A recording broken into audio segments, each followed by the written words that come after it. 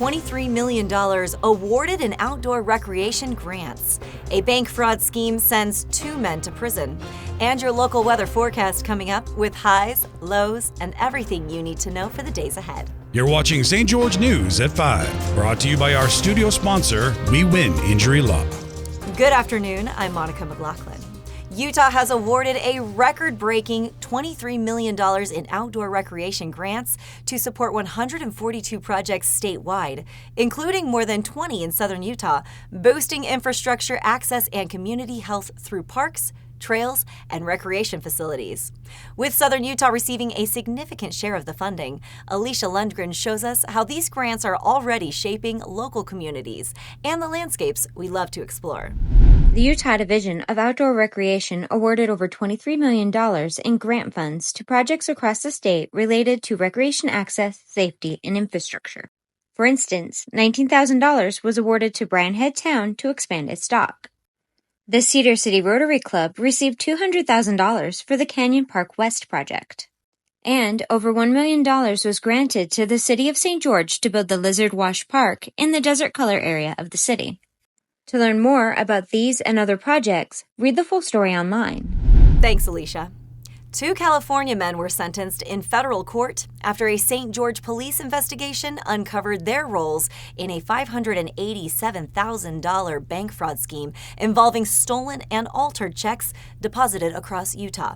Let's break down how a routine motel room search in St. George unraveled a multi-state criminal operation that landed the suspects in federal prison. The arrests happened in September 2024 when officers discovered forged checks and evidence of bank fraud in a motel room. Jonathan Areola and Kyle Thomas Welsh, both 20-year-olds, were later charged in a federal conspiracy that involved more than $500,000 in fraudulent checks. But most of those checks were intercepted before they could be cashed, and some of the money was seized at the time of the arrest, keeping actual losses much lower.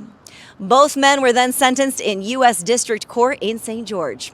Areola received 27 months, and Welsh was sentenced to 28 months in prison.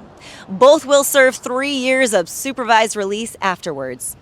This case, picked up by federal prosecutors months later, is a reminder that even local investigations can lead to major federal charges. Read the full story by Cody Blowers on stgeorgenews.com. Now we'll take a look at your daily weather forecast, brought to you by Casablanca Resort and Casino. Currently in St. George, we are sitting at 85 degrees with a low of 67 tonight. Tomorrow, expect sunny skies. Stray showers are possible with a high of 93 and a low of 69. Over in Mesquite, it's 89 degrees right now, cooling down to 72 overnight.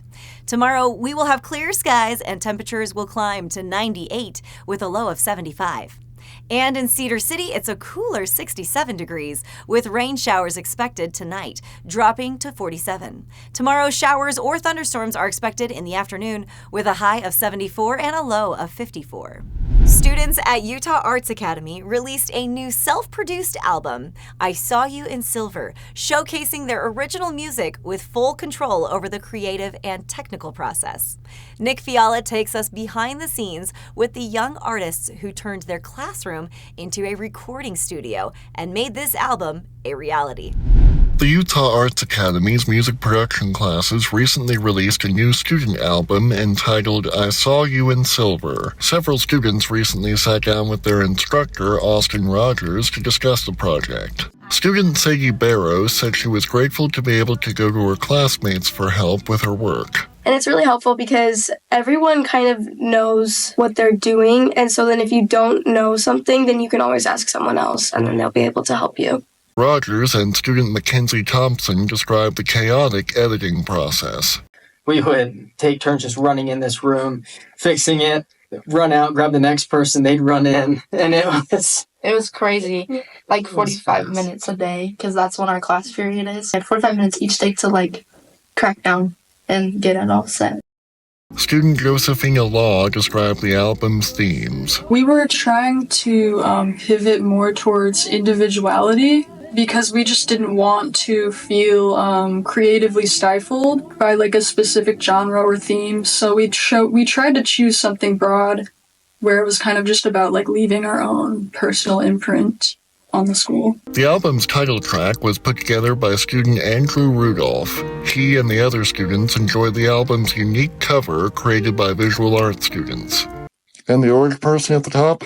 That's me. She didn't want to be a person in it. I want to be a fish. And so she wanted to be. Oh, it's a fish? It's a fish. Okay, see, I didn't know it was a fish. It's a fish. I'm just a bunch of bubbles. Yeah. It's bubbly. It's really cool. It's bubbly. The album was released to music streaming services on May 19th. Thanks, Nick. Now we'll head over to Sheldon and Amy for your favorite weekend adventure guide.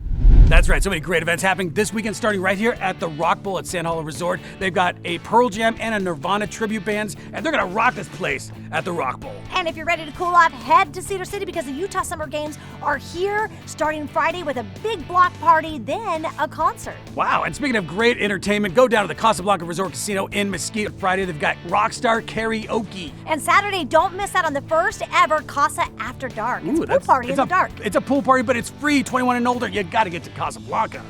And for a full list of events, see our TGIF listing on stgeorgenews.com. And now back to you in the studio. Thank you for watching St. George News at 5. To learn more about our studio sponsor, We Win Injury Law, go to wewininjurylaw.com.